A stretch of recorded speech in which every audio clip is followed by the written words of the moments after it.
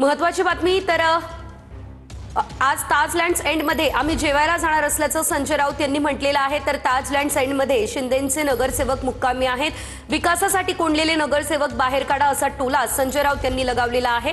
तर एकंदरीत आम्ही या ठिकाणी आज जेवायला जाणार असल्याचं संजय राऊत यांनी म्हटलेलं आहे।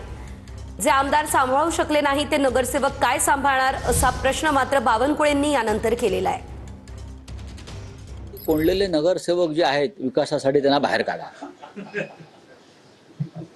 तुमच्याच पक्षाचे, तुमच्या अमित शहांच्या पक्षाचे काय 25 एक नगरसेवक जे कोंडून ठेवलेले आहेत ताज लँड्स नावाच्या हॉटेलमध्ये बंद करून आणि बाहेर चौकी पहारे बसवलेले आहेत खाजगी, त्यांना आधी बाहेर काढा अशी माझी त्यांना विनंती आहे। त्यांना मोकळा श्वास घेऊ द्या या मुंबईमध्ये स्वतःच्या।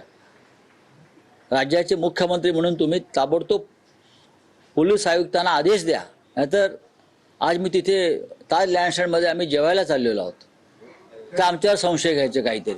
बघा, काल माननीय शिवसेना पक्षप्रमुख उद्धव ठाकरे यांनी सांगितलं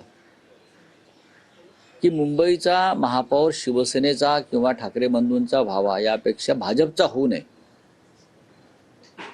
ही सगळ्यांची भावना आहे। आणि देवाची इच्छा असेल तर शिवसेनेचा महापौर बसू शकतो। काल मी सकाळी राज ठाकरे साहेबांची भेट घेतली। काल उद्धव साहेब आणि राज साहेब यांच्यात पण दूरध्वनीवर चर्चा झाली। अनेकांशी चर्चा सुरू आहे।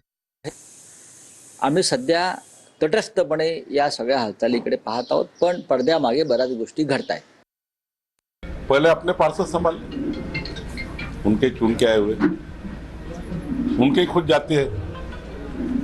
इतने सारे एमएलए तो उड़ गए उद्धव जी से। जो एमएलए नहीं संभाल पाएंगे वो पार्षद क्या संभाल पाएंगे। हमारी चिंता मत करिए एकनाथ जी की और देवेंद्र जी की। हम लोग हमारे कार्यकर्ताओं अच्छे संभालते हैं। हमारी पार्टी मजबूत है। एकनाथ जी भी मजबूत नेता है। उन्होंने एक गेट टुगेदर रखा था और गेट टुगेदर के लिए एकनाथ जी ने अपने नगर सेवक को बुलाया, उसमें क्या गलत है।